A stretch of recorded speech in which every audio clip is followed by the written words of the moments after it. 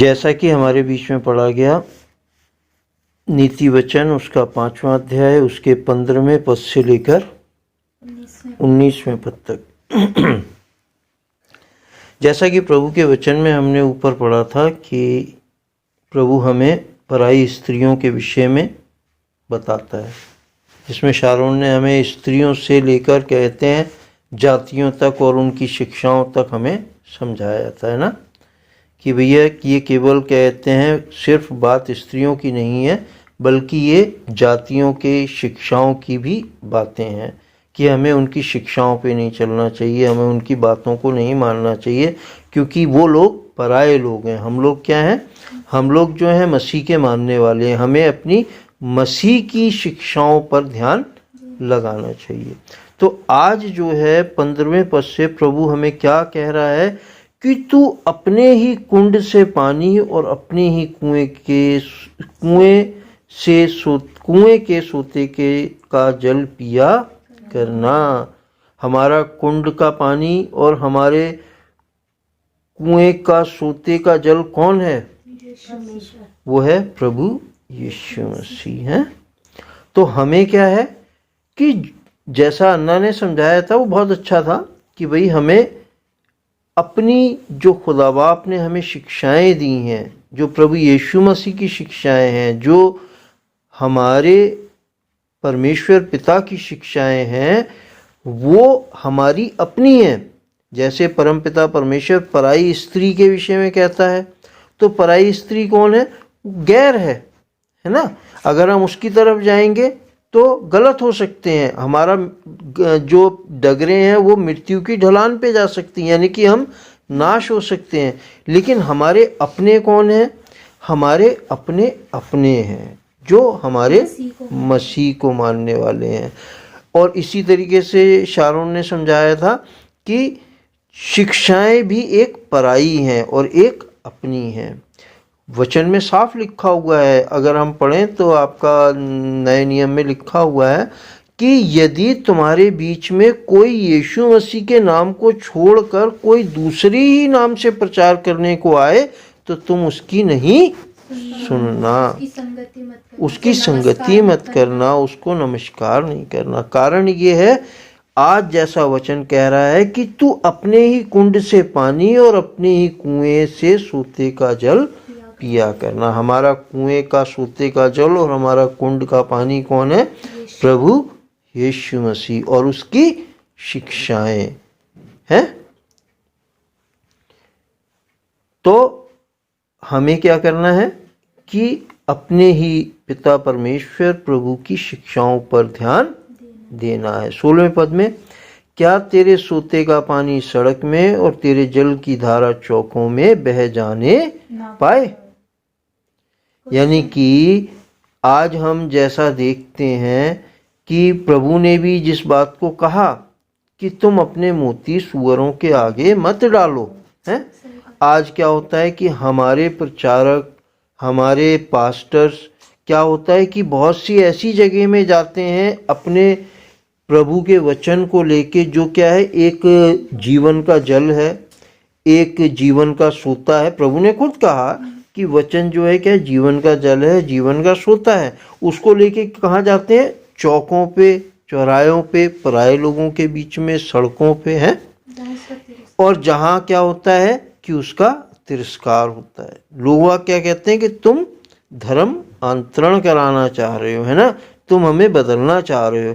तो प्रभु भी हमें इनसे अलग रखना चाह रहे हैं। हमारे अंदर और उनके अंदर कोई दुश्मनी नहीं है।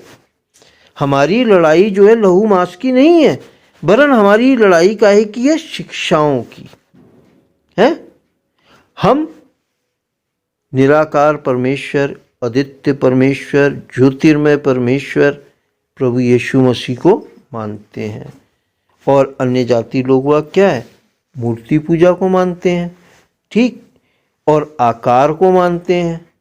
उनके देवी देवता अलग अलग प्रकार के होते हैं। किसी के 10 हाथ हैं, किसी के कितने हाथ हैं, किसी के कितने मुंह हैं, ठीक। और हमारे प्रभु यीशु मसीह हमारे जैसे दिखने वाले इंसान हैं। तो यहाँ देखा जाए तो प्रभु हमें पराई स्त्री को रखते हुए हमें एक, मैं शारून की बात को भी बड़ा करूंगा, क्योंकि स्त्रियों के विषय में तो हम जानते ही हैं कि हमारी घर की पत्नी और पराई पत्नी कौन है, ठीक है कि नहीं। हमें पराई पत्नी के पीछे नहीं जाना चाहिए। क्यों? क्योंकि अगर पराई पत्नी के पीछे जाएंगे तो भाई उसको पैसे देंगे, खर्चा करेंगे और लास्ट में क्या होगा? कुछ नहीं, बदनामी होगी, है ना। तो वो तो हम जानते ही हैं, लेकिन यहाँ जो शारून ने हमें समझाया कि ये एक शिक्षा के प्रति भी हम इसे हम ले सकते हैं। तो हम अगर अपने वचन को जैसा प्रभु यीशु मसीह ने कहा ऐसी जगह बांटते हैं जहाँ उसका निरादर होता है, तो हमें ऐसा नहीं करना चाहिए। जैसा लिखा है, क्या तेरे कुंड का जैसा लिखा हुआ है, क्या तेरे सोतों का पानी सड़क में और तेरे जल की धारा चौकों में बह जाने पाए? यह केवल तेरे ही लिए रहे और तेरे संग औरों के लिए ना हो। तेरा सोता धन्य रहे और अपनी जवानी की पत्नी के साथ आनंदित रहे। अब फिर वही वाली बात कि यहाँ प्रभु हमें शिक्षा के प्रति भी समझा रहा है और यहाँ हमें अपनी पत्नी के प्रति भी समझा रहा है ना, कि हमारी शिक्षाएं जो प्रभु की हैं, हमारी शिक्षाएं प्रभु की भी रहें और सिर्फ हमारे लिए रहें, औरों के लिए ना हो, है ना। लेकिन नए नियम में देखते हैं कि प्रभु यीशु मसीह कहते हैं कि तुम जाके सारी जातियों में मेरा प्रचार करो और जो कोई विश्वास करे वो उसे पिता पुत्र पवित्र आत्मा के नाम से बपतिस्मा दो, है। तो हम यहाँ क्या समझेंगे? हम यहाँ, जहाँ तक मुझे प्रभु का वचन समझाना चाहता है, वो यही बात समझाना चाहता है कि हम जैसे बुद्धि सड़कों और चौराहों और तिरमानियों पे पुकारती हैं, हम भी पुकारें लोगों को कि उनके जीवन बचाए जाएं, लेकिन हमें जबरदस्ती किसी के साथ नहीं करनी है। क्यों? क्योंकि जिस तरीके से हम अपनी जवानी की पत्नी के साथ अपना जीवन बिताकर पवित्रता को प्राप्त करते हैं, उसके अलावा हम पराई स्त्री की तरफ अगर जाते हैं तो हम दोषी ठहरते हैं। तो वैसे ही पिता परमेश्वर हमें ठहरा रहा है कि हम अपनी शिक्षाओं को अपने चलने के लिए वास्ते रखें, हम जिस तरीके से अपनी पत्नी को अपने लिए रखते हैं। तो आगे क्या लिखा हुआ है 19वें पद में, प्रिय हिरणी व सुंदर सांभरनी के समान उसके स्तन सर्वदा तुझे संतुष्ट रखें और उसी का प्रेम नित्य तुझे आकर्षित करता रहे।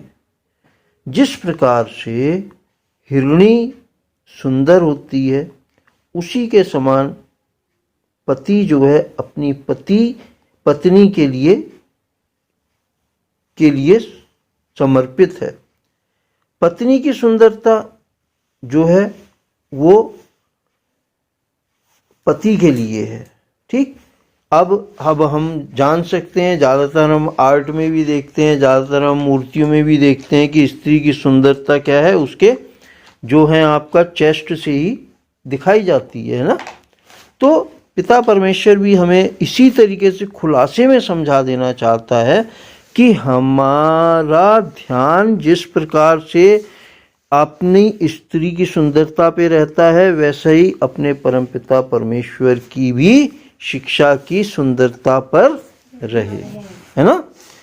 क्या होता है कि संसार में भी हम देखते हैं कि लोगों का ध्यान क्या रहता है, स्त्री की मेन सुंदरता जो है वो उसके चेस्ट की है, तो उस पर ही रहता है ना। सब लोग उसके चेस्ट को ही देखते हैं। हम आपका फिल्म स्टारों को भी देखते हैं कि वो उसी चीज़ को दिखाते हैं ज़्यादातर, है ना, ताकि लोगों का ध्यान वहाँ आकर्षित हो। हम बहुत सी स्त्रियों को भी देखते हैं कि वो अपने शरीर को इस तरीके से शो ऑफ करती हैं कि उन लोगों का ध्यान उस तरफ रहे, है। तो लेकिन प्रभु का वचन कहता है कि जिस तरीके से तेरी पत्नी है और उसकी सुंदरता तेरी है, तो तेरा ध्यान जैसे तेरी स्त्री की तरफ है, वैसे ही तेरा ध्यान तेरे परमेश्वर की शिक्षा की ओर भी लगा रहे, उसकी सुंदरता की ओर भी लगा रहे। क्योंकि परमेश्वर का वचन जो है शोभ्यमान मुकुट तक हमें पहुंचाता है। शोभ्यमान मुकुट, ना मुरझाने वाला मुकुट। अगर हम परमपिता परमेश्वर के वचन पर चलते हैं तो हमें क्या मिलेगा? शोभ्यमान मुकुट, सुंदर मुकुट मिलेगा हमें। अगर हमें जब सुंदर मुकुट मिलेगा प्रभु के वचन पे चलने के द्वारा, तो प्रभु का वचन कितना सुंदर और शोभ्यमान है, तो हमारा ध्यान जो है अपनी स्त्री की तरफ, या जैसे भी स्त्री की तरफ सुंदरता में लगा रहता है, वैसे ही अपने परमेश्वर के वचन और उसकी शिक्षा पर भी लगा रहना चाहिए। और उसी का प्रेम नित्य तुझे उसी का प्रेम तुझे नित्य आकर्षित करता रहे। हमारे परमेश्वर पिता की शिक्षा, हमारे परम पिता परमेश्वर की आज्ञाएं हमारे मन में रहें। जिस प्रकार से प्रभु हमें एक अपनी स्त्री के विषय में समझा रहा है, वैसे हम भी क्या हैं? परम पिता की दुल्हन हैं। चाहे हम स्त्री हों, चाहे हम पुरुष हों, प्रभु क्या कहता है कि मैं अपनी दुल्हन को लेने आऊँगा। अब दुल्हन में क्या स्त्रियां ही हैं? दुल्हन में पुरुष भी तो हैं? परमेश्वर की कलीसिया क्या है? एक दुल्हन है जिसे यीशु मसीह लेने के लिए आएगा, है ना? तो जिस प्रकार प्रभु का वचन कहता है कि और उसी का प्रेम नित्य तुझे आकर्षित करता रहे, तो हमें परमपिता परमेश्वर का वचन नित्य आकर्षित करता रहे। उसका प्रेम जो उसके वचनों के द्वारा हमें पढ़े जाने और सुने जाने पर मिलता है, वो हमें नित्य आकर्षित करता रहे, ताकि जब हम उसके वचनों को अपने मन में धारण कर ले, जैसा कि हमने पिछले दिनों में पढ़ा है, तो क्या होगा कि उसके द्वारा हमें बुद्धि और समझ और ज्ञान प्राप्त होगा, जो हमारे इस कठिन जीवन में, जिसमें लोग वाग अपने, जैसा लिखा हुआ है कि बहुतेरों ने अपने विश्वास रूपी जहाज को लोभ और लालच में आके डुबो दिया है, वैसे हम अपने जीवन को डुबोने ना पाए, हम अपने जीवन को बर्बाद ना करने पाए। जैसे कि बहुतेरों ने अपने जीवन को पराई स्त्रियों के लोभ और लालच में बर्बाद कर दिया है, प्रभु कहता है वैसे ही तुम अपने जीवन को बर्बाद ना करो, वरन अपने जीवन को एक अपनी स्त्री की तरह समझते हुए कि हमारा अपना स्त्री पे जिस तरीके से अपनी पत्नी पे ध्यान होता है, वैसे ही हमारा अपने परमेश्वर पे ध्यान होना चाहिए, हमारा अपने पिता परमेश्वर की शिक्षा पे ध्यान होना चाहिए, और हमें उसी पर ध्यान केंद्रित कर कर अपना चलना चाहिए, ताकि हम अपने जीवन में अनंत जीवन को, जो प्रभु का दान हमें दिया गया है, जहाँ लिखा हुआ है कि जब तुम मेरे पास आओगे, जहाँ मैं तुम्हारे लिए जगह तैयार करने जाता हूँ, तो मैं तुम्हारे क्या है दुख के सारे आंसुओं को पोंछ डालूंगा, और वहाँ क्या होगा? तुम्हारे लिए अनंत जीवन होगा, जहाँ कोई दुख नहीं होगा, तकलीफ नहीं होगी, कुछ चिंता और आंसू नहीं होंगे। तो हमें वहाँ तक पहुँचने के लिए क्या करना पड़ेगा?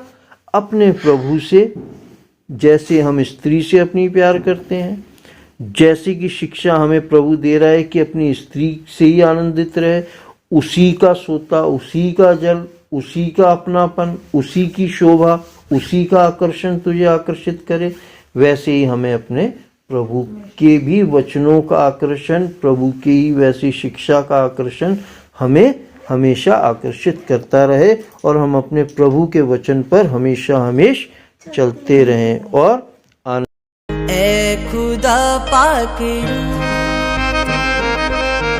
आज जुम्बश तू कर,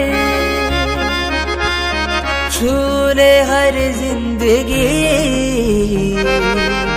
खाली दामन भी